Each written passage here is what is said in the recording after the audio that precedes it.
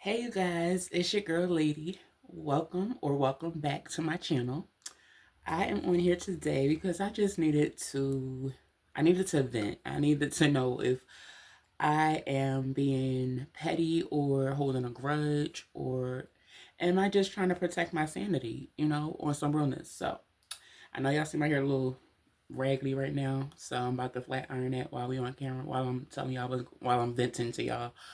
Um, I'm going to be trying to revive my pink wig. um, okay, so to start off, for most of you guys from anybody that's born between the 1980s and 1990s, maybe even up to the 2000s, I'm pretty sure a lot of y'all are going to be able to relate to this situation. No, I'm not seeing everybody, but I do know there is a lot of people that shares this experience, and I'm going to try to get into it, and I'm going to try not to be too descriptive or make the video too long. It does the conversation this situation is going to bring up a lot of questions, which is going to require me to go back a little bit, and that's a lot. So those will be probably separate videos if y'all interested. If not, it'll just be mentioned here and whatever. Okay, so let's start. I was born, first of all, y'all. Today is April the. I check the date. I can't see. I ain't got my glasses on. That ain't telling me the date. Okay, today is April the 6th, y'all. April the 6th. I got 23 days to my birthday. I will be turning 40 years old, and I am so freaking excited, you guys. I've pictured being grown, but I never really pictured being grown. You hear me? Grown, 40 and older. I am so looking forward to it for a whole lot of different reasons. Mainly, I'm looking forward to the menopause because I'm tired of bleeding. I'm tired. Yeah, you could take birth control, you could take the ring and all that other stuff, but I don't feel like I should have to practice that kind of thing because number one, it comes along with hormones, and I don't need to gain no more weight. Secondly, I have a wife, so there's no way physically possible that we could get pregnant. So I don't feel like I should have to put those kind of things in my body. You feel me? So moving on. For anybody that was born between 1980 up until the 2000s, if y'all still here saying, I want to give y'all a round of applause because we made it, bitches. We made it. I don't know what is wrong with the era of parenting that the mothers and fathers went through. I don't get that. The ones that was born in like the 50s, the 60s, and the 70s. Those parents well, I'm not gonna speak for everybody, but my parents specifically, my mother anyway. She was born in the late 60s, if I'm not mistaken. Either way, she's 61. She'll be what's I'm turning 40. Okay, so she turning 61 this year. So take away 66 from 2026 to tell you how old she was and all that other stuff. But anyway, I feel like the parents that became parents in that era, not those that had children already, but those that became parents, like for the first time in the 80s and the 90s up until the 2000s, we were experiments. Those women and men did not know what the hell they were doing. We were experiments. Case being in point, I am the firstborn child to my carrier. Firstborn child, I stress born, meaning she had other pregnancies before me, but for some reason, they didn't make a full term. Now, me being the firstborn out of 7 children in total, I never really had a relationship with my mother. I never really bonded with her. We did live in the same house for about. I'm waiting for my. I know y'all probably like, well, when you gonna get to it here? I'm waiting for my flat irons to heat up. But anyway, so I never really had a relationship with her, and we never really bonded like mother and daughter should have, could have, or would have. Now, for all of my remembrance of my mother, I've always felt like she was like my big sister. I never felt like she was my mom. Her mom was who I looked at as my mother. So, sisters, makes sense, right? So, my mother had me at the age of 21, and at the age of 21, she was an alcoholic. She was also an avid drug addict. And back in the 80s, crack cocaine was an epidemic at that time. And apparently, that's when she became hooked on it, from what she told me. Um, that's a whole nother story. But when I was born, I don't really, well, I don't, of course, I don't remember, but when I was born, I knew from the time that I could form a memory that my mother was a drug addict. I knew that. Now, don't get me wrong, at my big old age of almost 40, I've never seen my mother do any kind of crack cocaine drug in front of me. I've never seen her do that. I respect her for that. I've never seen it. And like I said, I know she's done it. I've seen, residue and paraphernalia, that leads to all of that, but I've never seen her actually light up. I've never smelt it on her or anything like that. It might have been because she was never there, but moving on. So, up until the age of 5, my mother lived in a house with me, my grandmother, well, our mother.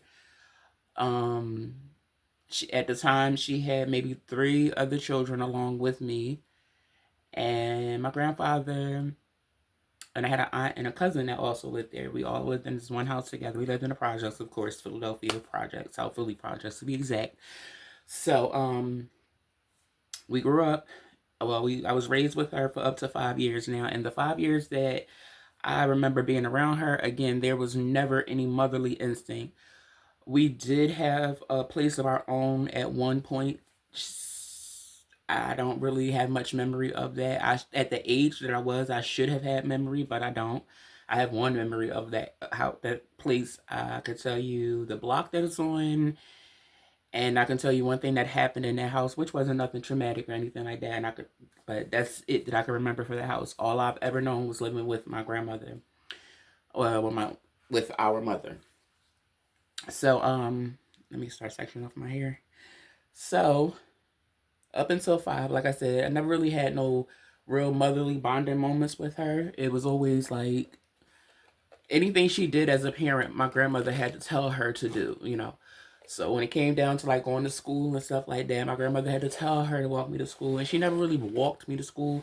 Not that the school was that far away from me, because granted, my school, I lived 2 blocks away from my elementary school, literally 2 blocks, and on a good day, and a parent with good vision, you can actually stand on in the middle of the 2 blocks and watch your child go to school safely. So, and that's pretty much how it went, because I didn't want my friends and stuff to see her like dropping me off at school, because she was a crackhead and she looked like a crackhead. So I tried my hardest, oh, you can watch me from here, and I would run on down to the school, and our outside security attendant or whatever you want to call them, because back in our day, we didn't have police officers and stuff in middle schools and elementary schools. We didn't need clear bags and all of that kind of stuff like that. We was like actually children in school. So we had a little attendant. He didn't have a gun, he didn't have a badge, but he definitely had a walkie-talkie. So kudos to him. I still remember him to this day. I wish I could see him. I don't even know if he's still alive, but Mr. Tartan, if you out there, I miss you, player. I know you don't remember me, but I remember you, and I thank you for keeping us safe and protected as long as you've been there. And I feel sorry for the kids that didn't get a chance to experience you, because you was an awesome dude. So moving on. Um, so like I was saying, she would take me to school or whatever, and well, take me to the block and let me go to school. I always came home from school by myself. Now that was kindergarten. I'm sorry, kindergarten. I went to school and came home from school alone. Preschool is where she would take me and let me run into the schoolyard and watch me go into the building. I'm sorry, I had to go back. I went to 2 schools. So that was at 4. 5 was when I started kindergarten, and kindergarten was kindergarten for everybody. Um, she was there, but she wasn't there. Like, we never did homework together. We never did any like lessons or practicing colors, numbers, words, or anything like that. We've never had that kind of situation. She never asked me to sit down and do homework, check my homework, studying anything. We never did any of that. So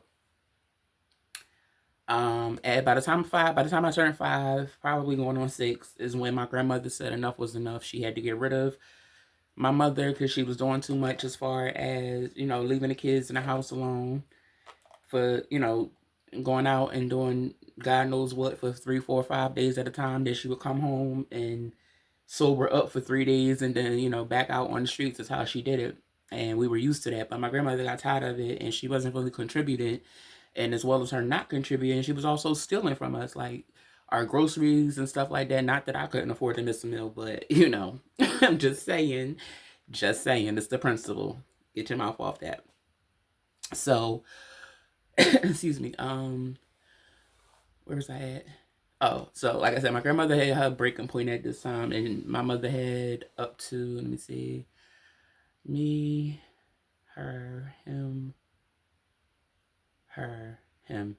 Okay, so at that time, my mother had 5 children born. Well, yeah, 5 children born. And my grandmother told her, matter of fact, I think she was pregnant. No, no, she wasn't pregnant. She had 5 children born. And the 5th child that was born, his father, because he's the only one who knows who his birth father is, his father, he lived with us at some point in time and he was working a little bit, enough to contribute to bills and groceries and things in that matter when he could if my mother didn't steal it from him first. Oh, that's hot. About to burn me up. So after that is when my grandmother pretty much was like, enough is enough. Y'all gonna have to find somewhere else to go. Now, mind you, this man had married my mother after she had, let me see, she had me, her, him, her, and then him. Okay, so when she met my last child, sorry, when she when she met my last sibling at the time's father, she was pregnant with the 4th sibling before him. She told him, or he assumed, maybe, I don't know the true history of that, but at some way, shape, or form, he thought that baby number 4 was their first baby together. And she let him believe that for as long as she could.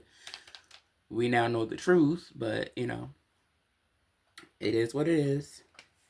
He stepped up, and that's all that matters. Kudos to him. Now, after she got pregnant with their first child, being my 5th sibling, is when my grandmother told him, basically, you're going to have to marry her, make her an honest woman. Mind you, this is after 4 kids. But anyway, whose father she don't know. None of us. None of us. None of us. Do you hear me? None of us. So anyway. So I'm having trouble with this here. I'm kind of scared to melt it because this is I think this is an Amazon wig. I've straightened it before, but, okay, we're getting somewhere a little bit. I might be just into my conversation. But, so moving on, she told my stepfather, you're going to have to marry her, make her an honest woman, and y'all going to have to find your own place and, make yourself a family.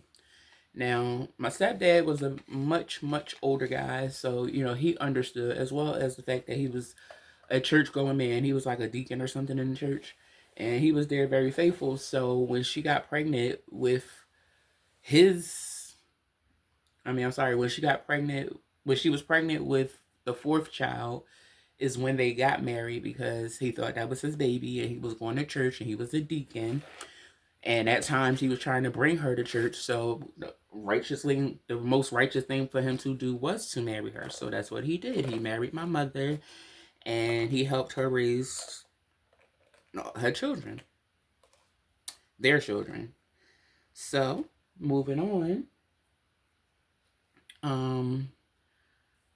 By the time she got pregnant with baby number 5, which wound up being their first baby together, their first biological baby together, baby number 5. I'm not saying their names because I do respect my siblings' privacy, and I did not get permission to use their names in my story, so they will be numbered instead of named. Okay, so once baby 5 came along, he was around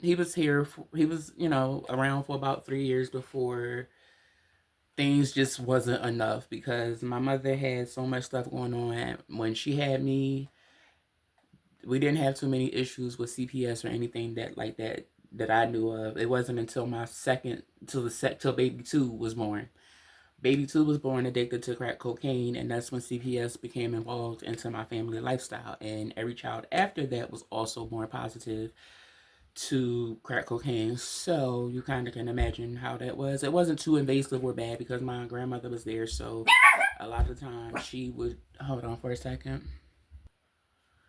Okay, sorry about that. So when baby number two came up, baby number two, three, and four were born positive to crack cocaine. Was I don't know because I've never heard it mentioned. I feel like I was because of some of the stories that I've heard, and some stuff just don't add up. The math don't be mathing. So I feel like I had some like in my system, maybe not born positive to it, but I'm pretty sure she was on it while she was pregnant with me at some point, or at least for a while. She might have stopped. She told me she didn't do any drugs while she was pregnant with me, but it's impossible based off the information she gave me.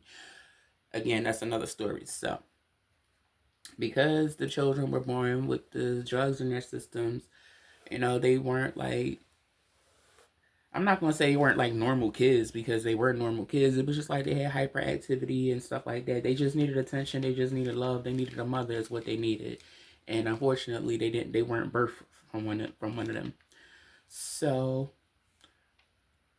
by the time, well, baby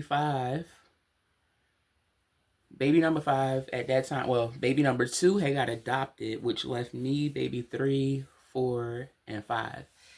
Baby five came about and he was with us for maybe roughly about a year before he was over guardianship with a family relative, and the family relative that he was with he was with the family member that adopted baby number two. Baby number two was the worst off out of all of the children that was born as far as the drugs go, because she actually had to be weaned off of crack cocaine. Like they literally had to give her cocaine as a baby, and we couldn't see her for a while before it was safe for us to be around her. She was actually, I think she was like 2 months, maybe a month. I might have been a month or so before we actually got a chance to meet her like physically. But other than that, she was the worst off. Like even when she came home, her breathing, she was having breathing issues, and my mom would leave out the house and not tell nobody that she was gone. And I would come upstairs and my baby sister would be hollering or crying or whatever, and she would be like rolled behind. Might have rolled behind the bed or something like that, where to the point where she almost died. I saved my little sister 2 times. Baby number two, I saved her literally 2 times. Um, but after that is when she got adopted, because the relative that wanted her, she had children already. They were fully grown, but she really felt sorry for my sister, and she just wanted another baby. So, family. You know how that stuff went back then. It wasn't no, it was always in discretion, but, you just kept your mouth off of it and you moved on. So that's where she was at. And after baby five was born, and some of the same things were going, not some of the same things, but the issues came about when her husband was trying to work and she would leave us in the house. So my grandmother had to work as well. My aunt lived there, but she had a child of her own, and I think she might have been working. And even if she wasn't working, it wasn't her responsibility to take care of us or be concerned about us, although she knew what was going on as well. However, um, but by the time I turned five, and like I said, almost six. Well, yeah, I'm gonna say almost six because my grandmother made her give me my fifth birthday party. That was the last thing I remember with her. Honestly, was my fifth birthday, and it was very short and to the point, and over. And then shortly after that, it was like, oh, y'all moving. Now, mind you, you heard what I said, y'all moving to Georgia. I was 5, 6. I was going on 6, and wait, we moving? So, like, you not coming? Talking about my grandmother. And I really didn't want to leave my grandmother. I really didn't. And she didn't want me to leave either. So, she told my mother that she was going to keep me until they got settled in Georgia.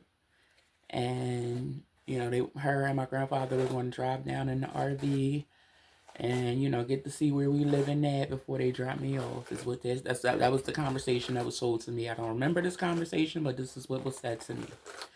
Now I don't remember the goodbye. I don't know if I was in school or away or something. I don't know, but I don't remember the day they left. I don't even remember them packing up. I just remember waking up one day they were there, one day they weren't.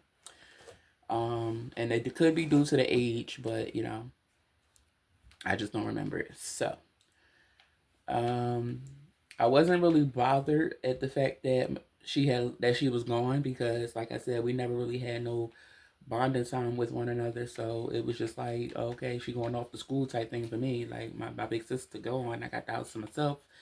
That's how I felt. My grandmother had other children, but they weren't in the house. They didn't live in the house with us at the time. So I became my grandmother's only child, and because I was the first kid and my mother kept having babies so soon, I never had a chance to be the first child because immediately after she got pregnant with me, she got pregnant with baby number 2, 3, 4, 5, and then 6, and then 7. Yes, a lot of us. So I never really had my own alone time, and excuse me, y'all.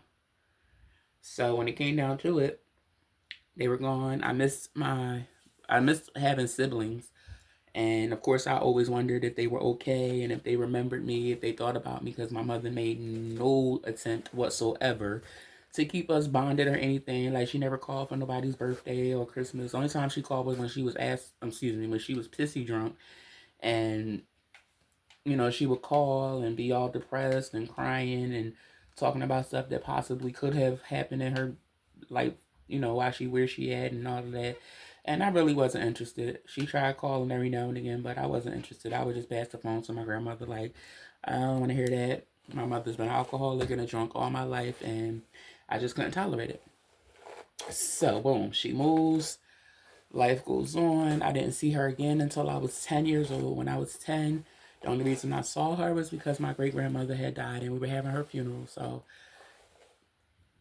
her husband found a way to get her back to Philadelphia for the funeral, and she was here for the funeral. And unfortunately, while she was here, she takes it upon herself to then want to introduce me and my so-called cousin to each other as sisters, like we didn't already know that. And it was like really, really weird, but okay, we knew.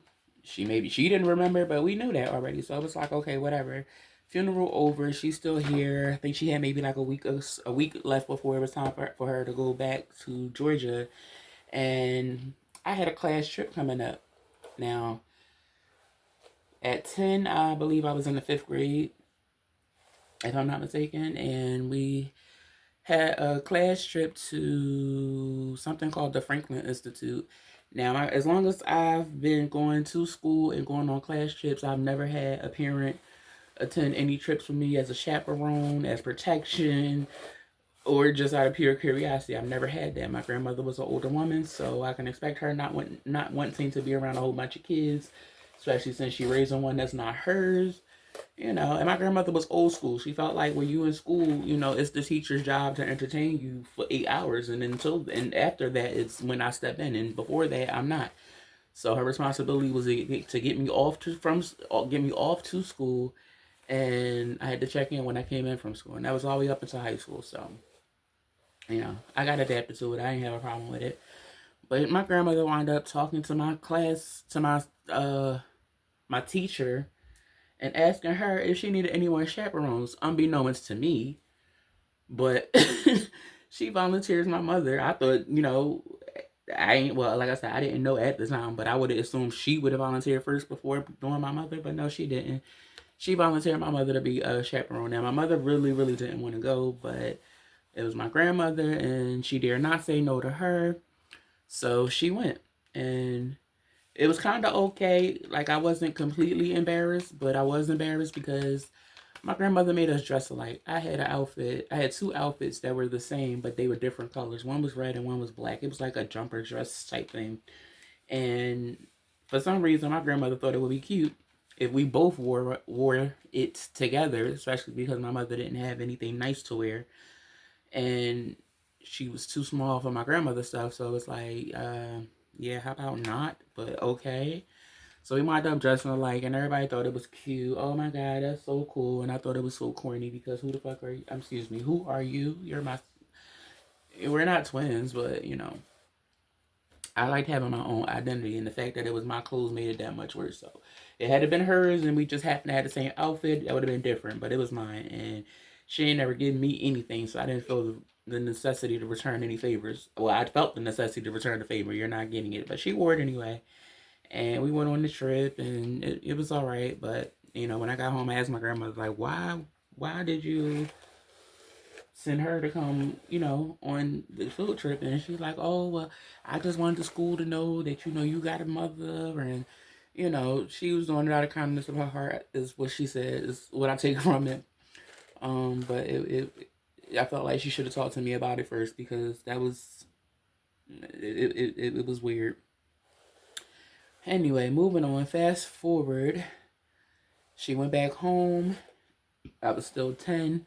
The next time I saw her, I was, I think, 15.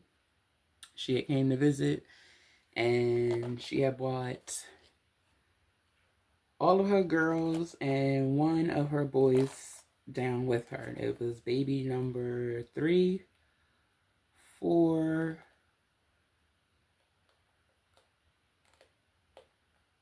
3, 4, 6. It was 3, 4, 6 that she brought with her. However, baby 1 being myself, and baby 2 being in the same state, well, in the same vicinity. We were already here. So my mother has 5 girls and 2 boys. She wanted all the girls to be together, but baby number 2, being the first boy, she didn't want to leave him home alone, even though he had another brother. But I'm not sure why both of them didn't come. I don't know. But whatever the case was, when she got here, she wanted, you know, she wanted to be able to see all her kids together, minus the one that she didn't have yet, and the one that was back in Georgia with his father. Now, I'm going to say that possibly the relationship between my mother and her husband was starting to dissipate, and maybe that's why, because, you know, things did transpire not long after that. So I'm feeling like that's possibly what the reason was. And then he wound up coming down not long after that with his dad. So I'm pretty sure that's what it was, but I was a kid, who knows. Anyway, she came down, she visited. I think they stayed for like a week or something like that. I can't really remember, but it was okay. But it was weird because I didn't know them, even though they were my brothers and sisters. I didn't know them. They were just children, and they were nothing like what I remembered. Although they looked the same, it was just like it was kind of awkward. It was forced conversation, forced interaction, stuff like that. So after they left, we still didn't have no contact. There still was no calls for Christmas, birthdays, graduations, or anything like that. Now this is when I was 15. When I was 16 is when my stepdad came down with baby number 5. And I got to spend time with him for about a week. They came for a funeral. I believe my stepdad's sister had died or something like that. So I got to see baby number 5 during that visit at 16. They actually came right before my birthday, which was weird. But it was cute because I got to see my baby brother for my birthday, and I never really had that, so it was like cool. But shortly after that, well, how about this? I forgot this part. I can't leave this part out. This is why he's a good stepdad, because he's not just a stepdad. He stepped up, and the reason I say that is because he knew my birthday was coming up when he came up here. When he was coming up there to Philadelphia. He knew it was my birthday, and I'm assuming my mother knew it was my birthday. She might have mentioned it to him, or my grandmother might have mentioned it to him. I don't know. But it wound up working out pretty good, because when they had got there, he had, it might have been like right after my birthday, because he had kind of gave me the card as soon as he got there. He had bought me a card, and he had signed it with like a message. I can't really remember what the message was, but it was like he was pretty much trying to fill in for my mother. He told me that it was from her. He had put a couple dollars in it. I think it was like $20 or something like that he had put in the card for my 16th birthday. And he was like, here, this is from your mom. And I knew it wasn't from her. I knew it was not from her. But I accepted it, and I smiled, and I thanked him. You know, I kept my thoughts and my facials accordingly. But I really appreciated him for that, because he didn't have to. And he did. And even under the circumstances, he was coming for a funeral of a sibling of his own. So for him to still think about me, you know, it really touched me in a way that I never saw happening, because I didn't spend much time with him. So he was my stepdad, but it was just easier to call him my stepdad as opposed to trying to, you know, force anything else out of it. So it was just that. I was at 16. Next time I saw my mother, I was,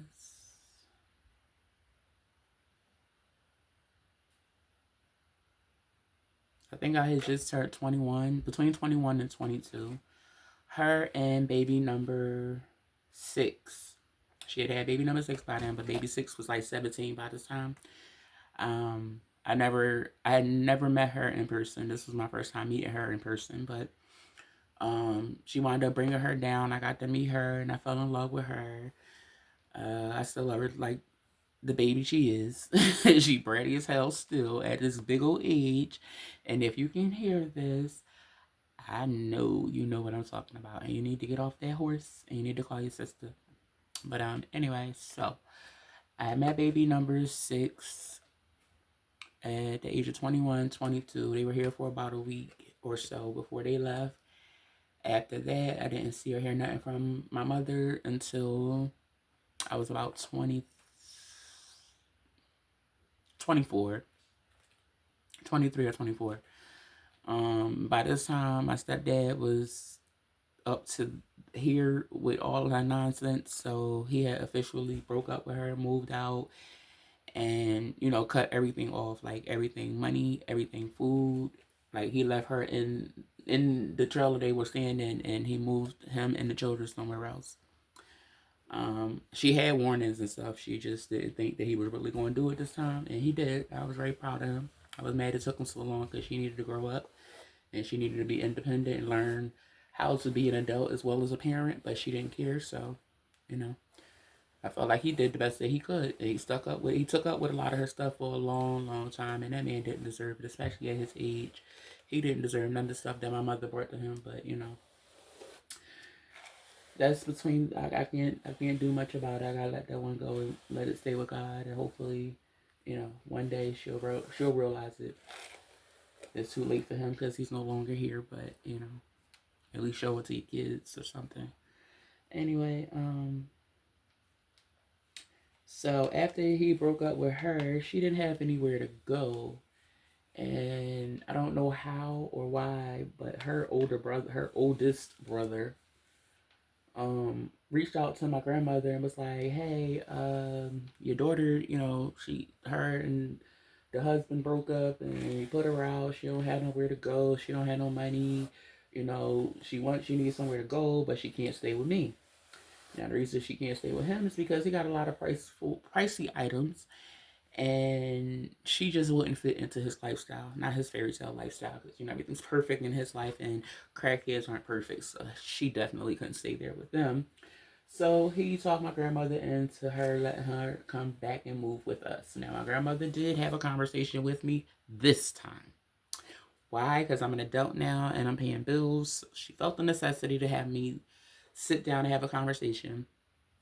So conversation goes off like, "Hey, mom, her and your stepdad broke up or whatever. She don't have nowhere to go, and your uncle won't let her stay at his house. So how do you feel about her? How would you feel if I let her come stay here?" So it bothered me, but at that time I was just getting to the point in my life where I felt like I forgave her, and I was able to move on with my life knowing what I knew and just moving on. Like I got tired of waiting for her to come get me. I got tired of waiting for a phone call and it never coming. So I accepted what was or wasn't. And then my grandmother hit me with that. So my grandmother being my grandmother, I'm like, it's up to you. Like this your house. Like I can't tell you what to do. That's your daughter. I'm pretty sure you know where my answer rises, but it being your house and your child, I felt like that's a decision only you can make. So of course she said yes. My nose running out. I'm sorry. So she says yes, and she brings. Well, who moved her down here? Oh, so baby number 2 wound up being the one to drive her down here, up to Philadelphia. I'm sorry, I'm not getting there. My baby number 2, baby boy number 2, no, baby number 2, He drove all the way from Georgia. Of course, he was excited. This could be because he was getting rid of her. So he took it upon himself to drive 17 hours or 19 hours, however long it took. Him and his father-in-law at the time, they came and brung her with her one duffel bag that held everything that she had left to her. And there was still space in the bag. So, it wasn't that big of a bag either, but. So she came and, my brother was ready to go. He did what he needed to do, dropped her off, and he was ready to get back on the road. Although he had to take care of some business of his own due to her negligence of parenting. Um, he had to do something in Philadelphia anyway, so we didn't get to see much of him because he had to go take care of that, which was fine. We understood. And she pretty much was left here ever since then.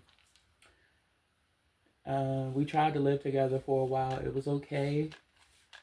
We lived in a 2-bedroom apartment at the time, y'all, so it really wasn't that much space. Like me and my grandmother, we got along very well in most cases.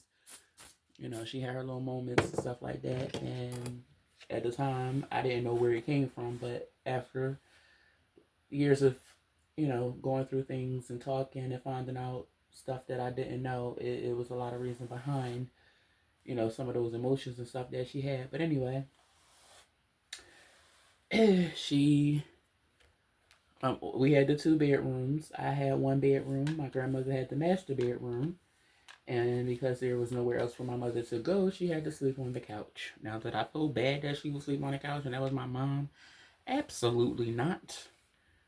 Absolutely not. She had me sleeping in a drawer at some trick house at one point when I was a baby. So, did I care that she was sleeping on the couch? No. You got the couch because it should have been on the floor outside. Anyway.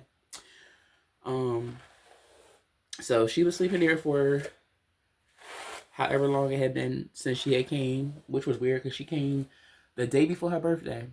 Now, I never, I didn't like her. I hated her at one point. I didn't like her at that time. But because I am who I am, I tried to show up. My mother showed up at our house the day before her birthday. Of course, she didn't deserve no damn birthday celebration. But what did I do? I went to work the next day, which was her birthday. I went to work. I worked, and when I got off of work, I went and bought her a birthday cake. I bought her balloons. I bought her a whole new wardrobe. I bought her all the stuff that I needed to do her hair, and I did her hair because, honey, she was country as hell when she moved back to Philadelphia. Anyway, I did all of that the day after re-meeting my mother. After all the hate and stuff that I had towards her, I did that from the kindness of my heart. I didn't do it looking for nothing, nothing back in return. And it wasn't, trying to buy her or anything like that. It was just, that's just who I am. Birthdays mean a lot to me. And at the end of the day, yeah, that was still my mom. So I'm gonna put it on there. It was just still my mom. So that's what I did. So she was there. She was on the couch. At the time, I was in a relationship, and the person I was in a relationship with had her own spot. So I spent a lot of time down there because, number one, I didn't want to disrespect my grandmother. She wasn't really privy to my sexual orientation anyway. So it was just easier to be, do me away from home. So that's where I wound up being a lot of the time. And, eventually my grandmother started feeling the wrath of it because I'm not there, which means, who paying the bills and stuff like that, because my mother damn sure didn't have a job and she wasn't trying to get one either. At that time, she was trying to get put on disability because she had gained like 250 pounds when she moved back to Philadelphia, and she became morbidly obese. So when she did finally get a job, she worked it for one day and she got fired, and she ain't had a job ever since then. So,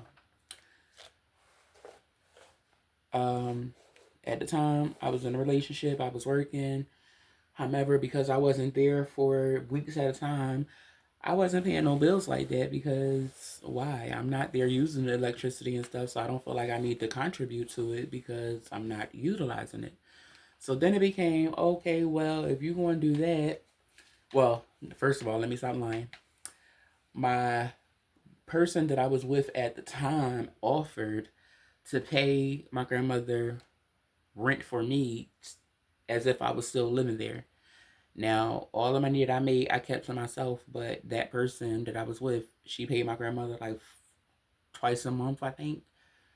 Um, just to go towards bills or whatever, showing off, all that, that type of stuff. My grandmother's a Capricorn, and well, they both was Capricorn, so they spoke each other language. She understood the assignment, and it was what it was. So she was getting paid for me every 2 weeks, if I'm not mistaken, and my mother still wasn't working.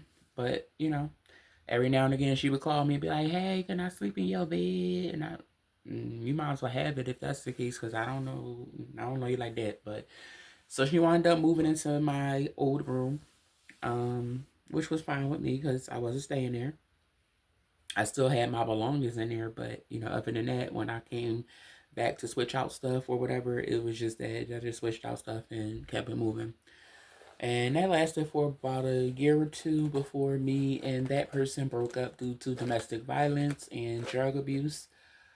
Um, I didn't feel safe in that relationship no more, so I had to remove myself from that, which then made me move back to my grandmother's house with my carrier, my sister. So everything was okay for a while. I got my room back. I was paying rent again. I was still employed, and I wound up getting into another relationship. Now, when I got into this other relationship, um, oh shoot, I'm sorry, y'all. I lied about something. It just connected. So I told y'all I met my baby sister for the first time in person when I was 20 something, but that's not true. That's not true. I didn't meet her. She was 17 at the time when I met her, and I can't remember how old I was when she was 17, but either way, I was older than the age that I gave y'all, because the first time I met her, she had came to visit, but she came on her own. She didn't come, well, she came, somebody escorted her down here, an adult escorted her down here and back. Well, she went back on her own, but she was escorted down here. My sister mother was already, living here. So at that time, I was in a new relationship, and that was when my baby sister came down and I met her in person for the first time. It was kind of unfortunate because her being 17 and me being 20 something, like 23, 24 or something like that, it was kind of hard to spend time with her because the age difference, it was an age difference for me, because she was 17, but she was so innocent. She was so innocent. She wasn't tainted yet, and I was tainted long, long, long before she turned 17. So I didn't want to come off on her like that, and especially because I was living the lifestyle that I was living. I didn't want her to be encouraged or anything like that. I wanted her to make her own decisions on who she was and what she wanted to be. So I kept my relationship and stuff, away from the house, which kept me away from the house, which meant I didn't get to spend much time with her as well. Then we did have a couple of great moments, and I fell in love with her, just based off of her soft heart and how sweet she was. So, it wasn't really like much, but it was something. And it was a memory for me. I don't know if she remembered it, but I remember it. After that, my mother and my grandma was cool. It was my mom. My mother, she was getting on my damn nerves. She was complaining about everything. Mind you, she's back on the couch now, and every now and again I would have my new girlfriend come over to the house, and she might go into the kitchen and get a glass to get something to drink and shut the cabinet door. My mother was complaining about the way she shut the cabinet door. She was complaining about walking too hard on the floor. Like, it was just petty stuff that she was complaining about, but she ain't had no money. She wasn't paying no bills. So I don't see why it bothered her so much that anybody was doing anything in a house that you don't pay for. Like, I'm confused. Like, make it make sense to me. But my grandmother, wound up taking her side with it, only mainly because it was a female relationship. It didn't matter. The principle didn't matter to her. It was just the fact that it was a female, period. So if she had a reason to get rid of her, that was it. Um. So anyway, we in a relationship or what have you. Again, my mother, so she's back on the couch. I'm back in my room. I had my girlfriend come over every now and again. Sometimes she might even spend a night, but it was in my room. We never really like sat in social areas together because, like I said, I was respectful to my grandmother. And we weren't together very long, but I thought we were going to be. Christmas had came around, and my girlfriend at the time had bought me a puppy for Christmas, and I came home with the puppy late at night because I had to work, and she met me at work. We went to go get the puppy. The puppy I got from a coworker of mine. Um, Shout out to Danita. That was my homegirl. We was working at the mart. Um, she and I still owe her like $25 for the dog. I told her that last time I talked to her. She said, "So girl, don't worry about it." No, I'm still worrying about it because I'm still gonna give you that $25 as soon as you give me a cash app or something. I don't like the whole. I don't like having things held over my head for no reason. So when and if I ever get the chance, she gonna get her $25. She was selling the puppies for $75, but my girlfriend only had 50 at the time, and she was willing to accept that. She like, "Oh, we could just give it to me. Like I know where you work at." This and they're talking about me. And I'm like, all right, bet, no problem. So I'm all excited, y'all. We get the puppy. Now, when we got the puppy, again, like I said, it was for Christmas, but it was before Christmas. So it was like December 16th, 17th, and it was cold as ever outside. But when we went to go pick him up, we did not have a car. We were traveling on the bus, and we had no carrier or nothing.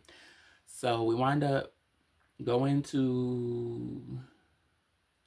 Did we get the stuff first? I can't remember if we got the stuff first and then got him, or got the puppy, or got the puppy first and then went and got the stuff. I feel like we got the puppy first and then got the stuff. But either way, one night we went up there, got the dog, came back home, and I'm just excited. I'm like a brand new mom. You know, I'm like, I can't wait till my grandmother meet my baby.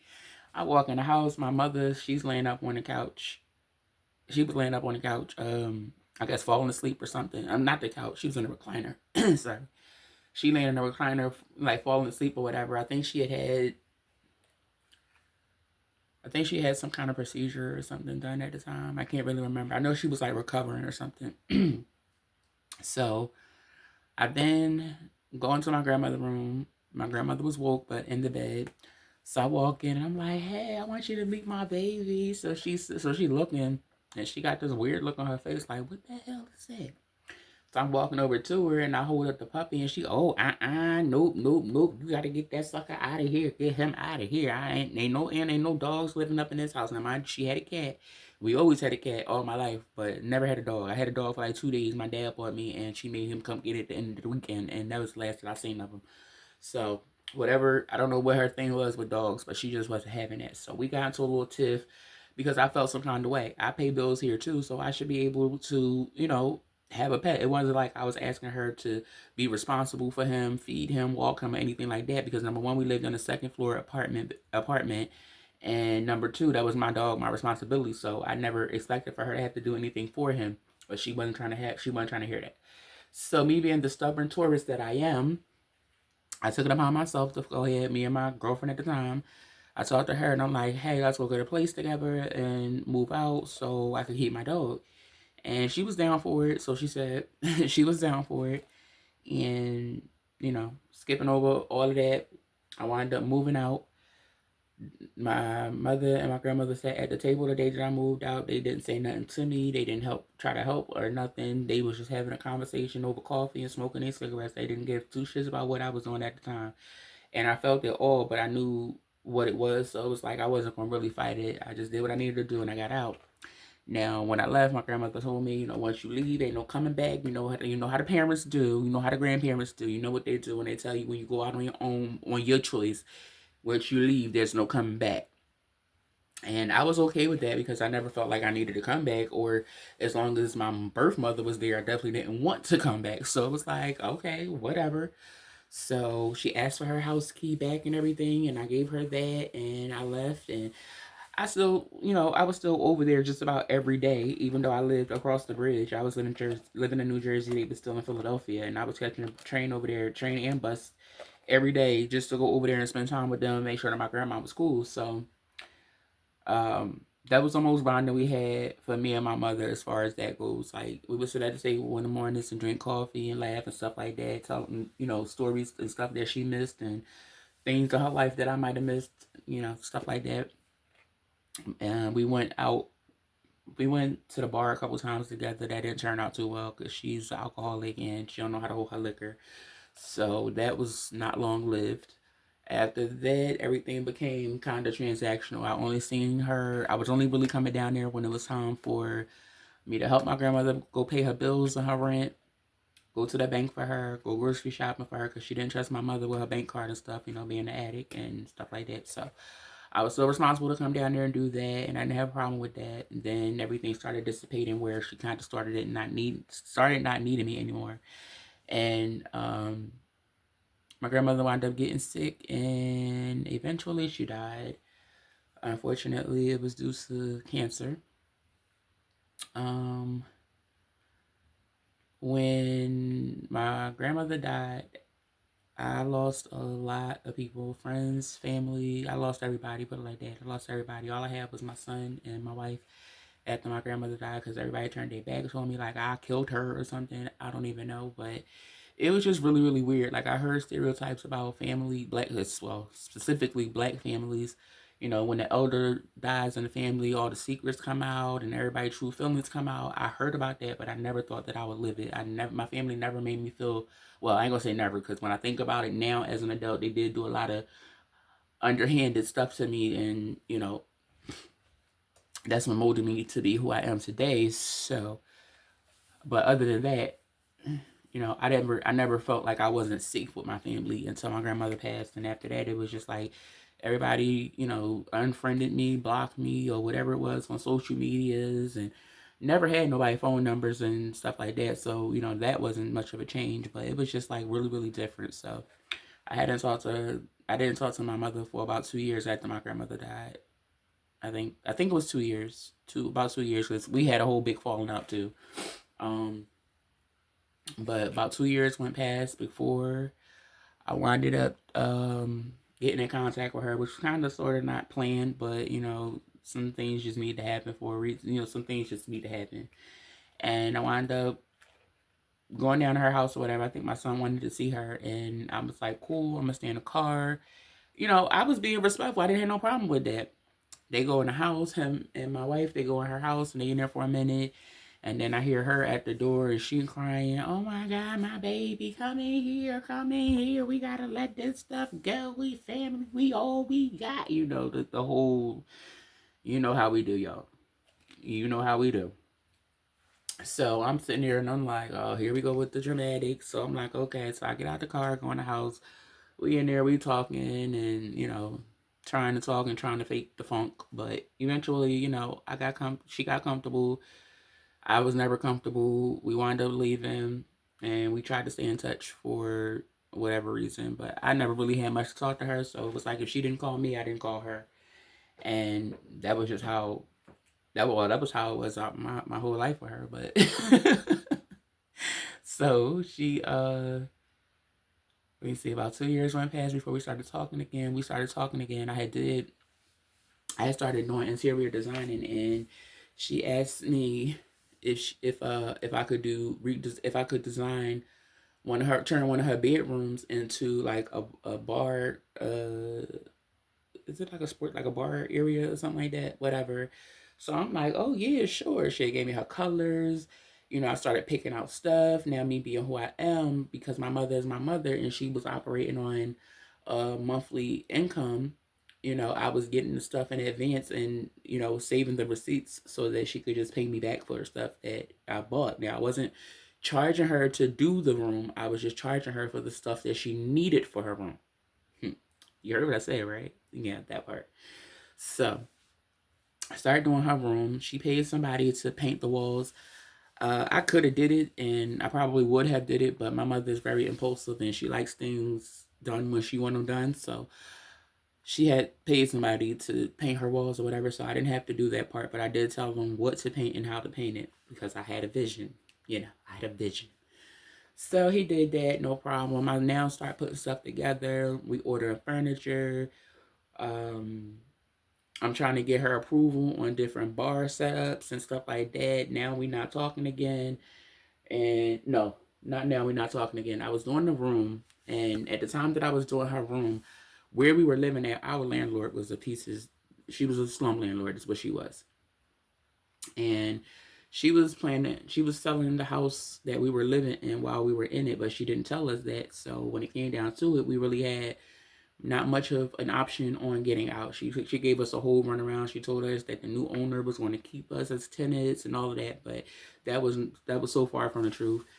So at that moment, we were kind of like at the point like, what are we going to do? So my mom had wound up calling me and we talking. And I just happened to tell her what was going on. Not that I was looking for her to have a solution, because she didn't have one for her own. So it was just a vent, have a conversation. Excuse me. So we on the phone and we talking. I let her know what's going on or whatever, and she like, oh my God, I feel so bad. Now, mind you, at this time, me and my wife, well, by this time I'm married, not to not to the last relationship I was telling y'all about. This is a whole new relationship. Um, I was married. I had I think he was 6 years old at the time. Had a 6-year-old son, and we didn't know what our next move was going to be. So I'm trying to kill this light out my face. Sorry. So can y'all see me? It look kind of blurry, but I apologize for the lighting. It'll be better next time. So we on the phone and we talking, and I'm telling her, what I was going through or whatever, and trying to figure out what my next move was going to be. And the relationship that I was in, her and my wife didn't get along very well because she couldn't tell my wife what to do. So she didn't really care for her like that at the time. So she offers, and she like, oh, well, you and my grandson, y'all always got somewhere to stay. Wait, what? Me and your grandson, but I'm married, and my wife ain't did nothing to you. Not to add, she's done everything that you should have done for me in my entire life. So why wouldn't it be okay for her to come stay there? I don't know, but okay, whatever. So we wound up going down there. I had another birthday, and she had bought me a cake. She wanted me to come get my cake for my birthday. So I get down to her apartment and I pick up my cake because it's my birthday. And in the midst of me celebrating my birthday, she wants to talk about details and stuff for her room that I'm working on. So my wife jumps in and she like, all right, hey, mom. Now she was calling her name, but she like, mom, come on, won't you just chill for a minute? Like, it's her birthday. Like, y'all can do this another time. And she, no, you not gonna tell me how to do my daughter. First of all, her birthday is our birthday. This ain't just her birthday, because if it wasn't for me, she wouldn't even have a birthday. So that was a whole, argument or whatever. They wound up almost fighting. I had to really like jump in. Well, I ain't probably really didn't have to, because I don't really think my wife would have hit her like that. I know she wanted to, but I don't think she would have really like hit her first. If she done, my mom would have hit her first, and I know she would have came back, but I don't think she would have hit my mom first. So my mom opened my back, and she doing the ghetto jumping like you really trying to do something. Mind you, my mom is like in her late 50s at the time. She's an alcoholic. She's having heart problems. She had 2 strokes at the time. Like, it was so much stuff that she was going through. She couldn't fight herself through a wet paper bag torn open for her. Okay. So, sorry, I don't know what my neighbors out there doing, but they're noisy. So, after we had the fallout for my birthday, and she felt like, I was taking my wife's side, whatever, which I wasn't taking no sides, because it wasn't no damn side to be taken. It was my birthday. So it's what it was. It was my birthday. So, it wasn't no sides to be taken. It was my side and my side only. She got mad about that. We left. We on the phone. We talking. I tell her about me needing to move or whatever. She done offers for me and my son to stay there, but not my wife. So in the midst of us talking now, when I made this comment, this was not no comment to throw shade or like a get back for, her making a comment that she made about my wife not staying there. It was not that. It was strongly just, well, I got diarrhea of the mouth. I think it and it come, well, I don't think it. It just come up and it come out. So when she offered again for us to stay there, I'm like, oh, no. That'll never work. That'll never work. We cannot live together, boo-boo. That would never work. She got so offended. And I still don't understand why. Like, I've asked her a couple of times, like, what offended you by me saying that? Because I'm trying to figure out, where do you see it fit that we would ever be able to live together on a long-term basis? Like, even if it was just me and her, it would never work. We are 2 completely different people. We live 2 different completely lifestyles, and I can't force you to do something you don't want to do, and I don't want to be around the crowd of people that you keep, and I'm not that kind of person. So where am I wrong? But needless to say, we wind up being home houseless is what I would say. We was houseless. We were living in our van for a year, which wasn't as bad as most people would think it was. We had a cat, and it was packed to the capacity, but we made it work for a year. Eventually, we got us a place after about a year. And again, throughout all of these years, let me see, I left in I think we left in like 21 or 22. And one of my siblings decided to give this woman my number. So now we're kind of back in contact. Now, we are here today on April the 6th. And I skipped a little bit. So about 2 weeks ago, maybe 3 weeks ago, I was coming in from work, me and my wife, and I had to go to the restroom. So, I dropped everything at the door and I ran into my room to use the bathroom. So apparently I got a phone call on my phone, but I didn't know because I didn't have my phone. My phone was out there with with my family. I hear them talking on the phone, but I don't know who they're talking to. I don't even know if it's my phone that they're talking on, but I hear them talking.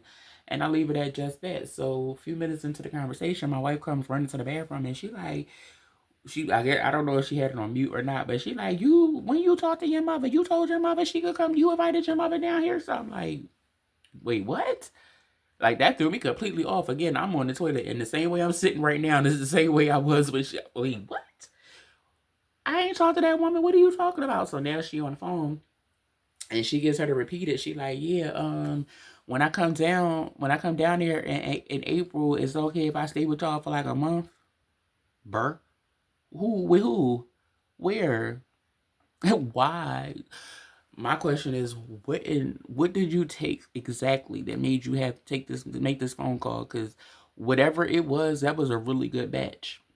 That was a really good batch. Because if you thought I was signing up for that, you Now, while I was houseless, I stayed with a few people. Well, before I became houseless, I never really stayed with nobody unless it was like, when you're a kid, you have a sleepover with your homegirls or something like that, or your cousins or something like that. That was the most spending that night out that I had until I became grown. When I was grown, and even when I was dating, I wasn't really spending the night at niggas' houses or bitches' houses. I was, you can come stay at my house where I'm comfortable, but I'm not sleeping at your house because I don't know your folks and I don't know who know you, who got something out for you, all of that. Like, I'm good. So when it came down to us being houseless or whatever, because of the weather and stuff changing and because we had a child, it was like, we can't really stay in a car, but we will if we have to. However, my wife had friends, and my uncle also volunteered. Now, the first person we stayed with was a friend of my wife's, a co-worker, ex-co-worker, but friend or something like that to that effect. Titles is different now. But we had stayed with her. We had gotten into something, and we wound up moving out, or she put us out rather. After that, we stayed with. I feel like it was my uncle that we were staying with, and we was there for quite a bit of time or whatever. And him and my wife wound up getting into an argument, and he put us out. After that, it was like, I'm not going to keep putting myself in this position because number one, the places that I was being put out of was some of the nastiest places, and it wasn't even worth it. So it was like, I would rather take my chances in my car. So that's what we did. We moved out, and we was living in our van. We was washing up at Target sometimes and gas stations, wherever we need be, you know. We didn't know about the gyms like that, but we had memberships to other places and stuff where we would go shower if, when we needed to. Like, we was grinding while we was on homeless. We was making t-shirts, we was tie-dyeing, I was making beaded jewelry. Like, we was out there, but we weren't out there. Like, we was hustling. And after a year, I just got tired of moving around so much, and I just needed to rest. And I got comfortable into my crafting and stuff like that. So instead of having to go to the store and buy it in smaller packages, in smaller quantities, I wanted to be able to buy them in bigger bulks. And I didn't have an address to have delivery, so we had to get an address. Got an address, moved in to one of the worst neighborhoods I could ever talk about, child. That was different. That was different. It wasn't very safe there. That didn't last long. We eventually moved out of there and moved into where we are now. And between the time that it took us to get from that project to here, I have grown. I have had a lot of growth and a lot of forgiveness. Um, I've been able to put down some walls and try to, to control what comes out of my mouth in most cases, because people say words don't hurt, but they do, especially if they come at the wrong time. And that's not the kind of vibe that I want to give off to anybody. I do speak when I know what I'm talking about, and when I don't, I shut up. So it's just that simple. Either you like it or you don't. If you feel offended, then it probably applies to you, whether I address it to you or not. If you feel like it's about you, it probably is, and it's probably something you need to hear. So open your ears. God gave us 2 ears and 1 mouth. That means we're supposed to listen twice as hard as we talk. So with that being said, I just need to know, am I petty because I do not want my mother to come stay with me? I don't. I don't. And I'm trying to find a nice way to say it, but like I've talked to her since then, and it was just like excuse after excuse, and it's not like really my real self. My real self would have been straight to the point, but it would come off the wrong way. And I'm trying not to lead. I'm trying not to lead in the same manner that I was before, because, like I said, I've changed, and I want people to see the growth that I have. But I don't feel like allowing her to come stay in my private space in my sanctuary is part of that. And I feel bad because I had people open their homes to me while me and my family was houseless. But like I said, this is my safe space. This is my sanity. This is where I feel the most comfortable at. And I don't feel like, well, it's not even just her. Like, I don't invite nobody to my house other than clients from time to time. Nobody comes to my house, and they've been offended. My family has been offended about that all my life. Well, not all my life, but ever since I've been out on my own, they always complain, like, why you don't ever invite us to your house and this, that, and the third. And it's like, why am I inviting y'all into my private space? Y'all don't give a damn about me. And no, y'all not gonna come over here, eat my food up, run my electricity bill up, run my gas bill up, use all my toilet paper, eat all my food, and then go home and talk shit about me. I'm not that one. I am not that one. We're not about to play them games. So no, I'm not gonna invite you to my house. If I don't invite you to my house, you're not invited. And that's just simple. I don't care if you pop up, you knock on the door. I don't care if you hear my voice and hear me moving around in my house. If I did not invite you, I will not open my door, and I will play deaf, dumb, and retarded until you decide to leave, because that's my house, my space. My grandmother taught me, if they don't have a key, they do not have to come in. And that's one thing that has stuck with me since she's told me that, and I'm okay with that.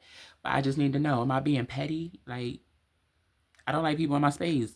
If something come up missing, something get broke, I don't want to have to, I don't want to have to, so I feel like it's better to just let you live your lifestyle where you at. I don't have a problem coming to visit you when I get ready to. I could come and go as I please. Like, let it just be that. You don't need to be in my space. So with all of that being said, I know it's somebody in here viewing, watching, or whatever that has experienced this very same thing.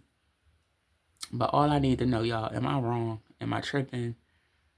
Because honestly, I feel like I've forgiven her, because I'm at a point in my life. Sorry, I'm at a point in my life right now where it's like not much that she can do to disappoint me, because I know who she is.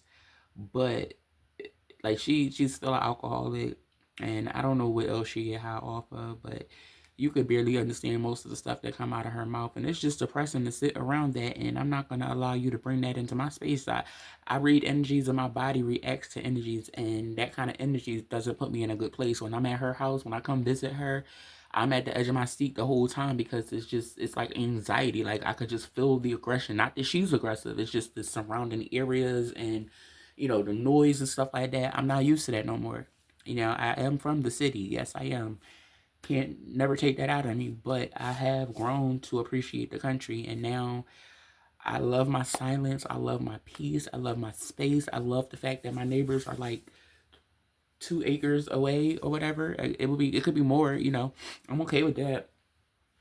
But even for just right now, just at a starter, like, I I enjoy it. It's not the best, but it's mine, and I'm going to do my best to protect it at all times. So if that means everybody can't come to my house, that just means everybody can't come to my house. I even have a doctor, like my insurance paid for a doctor to come visit me at home, and it's like once a year or something like that. But I'll be prolonging until the end of the year for that, because it's like I have to invite you into my space, and I don't do that. I don't do that. Like, I've never been that kind of person, but I'm trying to open up so people can get to know me and know that I'm not just being, shallow or trying to think that I'm better than or anything like that. It's just I have been through a whole lot in my short 39 years, and I'm hitting the age where I don't give a damn no more. I just don't give a damn no more. I grew up being around a whole bunch of family, but I was the only one that had to live by the rules. And my grandmother, my mother, she's dead and gone. I don't have the answer to nobody. I could do what I want, when I want, how I want it. I don't need approval from nobody. My lifestyle is my lifestyle, and I love it. If you don't, keep scrolling, keep moving. But as long as you hating, you just let me know that I'm doing everything I need to be doing, and it's only time before I get my moment. Y'all had y'all moment, y'all had y'all laughs. Now it's my time, and I'm okay with that. I don't have no contact with none of them. I don't claim none of them. My mother is my mother, and right now I'm the only child that she has contact with, because the rest of them don't care. And I don't fault them, but everybody's not in the situation, in the place that I am. I'm in a place where right now I am her. What is it called? I can't remember what it's called, but it's the person when you die and they get like your funeral and stuff. They have a beneficiary. That y'all know what I'm talking about. I'm that for her, and right now I kind of feel bad because I feel like I'm just waiting for her to die, because like I said, we don't have anything in common. There's really not much that we could talk about where she can explain or clearly talk to me to have a conversation. So, you know, at this point, it's just like a ticking time bomb. Like, I know I don't feel like it's gonna hurt if and when if she go before me, but low key, I felt like eventually at some point it's gonna really fucking hit me that, even though I questioned if she really gave birth to me. Child, I found out so many secrets since my grandmother died. I don't believe nothing no more. I question everything, baby. I question everything. And all these folks that keep hollering about family, cousins, aunties, and all of that. If I ain't know you when I was a kid, I still don't know you, and we don't need to know each other now. It's just that simple. But y'all, I'm going to go ahead and get up on off of here. Think I done talked y'all ears enough. And I done straightened my hair, so now I'm going to wrap it up so it can be ready for work in the morning. And don't forget, y'all, my birthday is in 26 days. 26. I'm about to be 40 years old. I know y'all see my what I call it? My upside down muscles. They supposed to be up there, but they down there. It's called, well, they call them bat wings now. And when I'm moving, they do make noise at times, but they showing off right now, so I can't make no noise unless I do it like that. Y'all hear it? I can make it clap. I can make other things clap too, but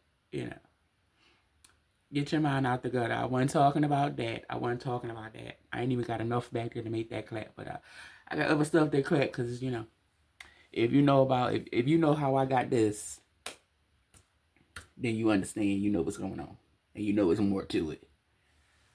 Y'all see that? Now, once upon a time when they was like big, them was Big Mama arms. I used to make me some macaroni salad. Had to stir it up with these arms. That's how I cook so well, because I got them. Even though they're not as big as they used to be, and they're a little deflated right now, it's still work all. It's still flavor the same. But I'm gonna go ahead and get up off of here, and hopefully you guys can drop down, and number one, if you haven't subscribed already, you can go ahead and do that now. You could definitely like, comment, and share. Why? Because we are the new generation. We are what the world has to look forward to. We are the pearls that were supposed to be in the crowns of our mothers, and we never made it there. So now is our time to break every chain, to break these vicious cycles of non-parenting, not being there, family secrets, the fakeness. It's time to let all that stuff go. It is time to let it go. This life is too short, and our president is who our president is. We are not promised to see very much, and the last thing I'm gonna do is spend the last of my days worrying about somebody else's business that don't pay me nothing. I mind the business that pays me. And for those that are interested in learning how to do that, hit the sister up. Stay tuned. Because if you're here long enough, you're going to learn how to mind your business. It's very simple and it is so free. It's free. It is free to mind your own business, y'all. And they can still pay you. How about that? Y'all ain't even know. But I'll get at y'all next time. Deuces.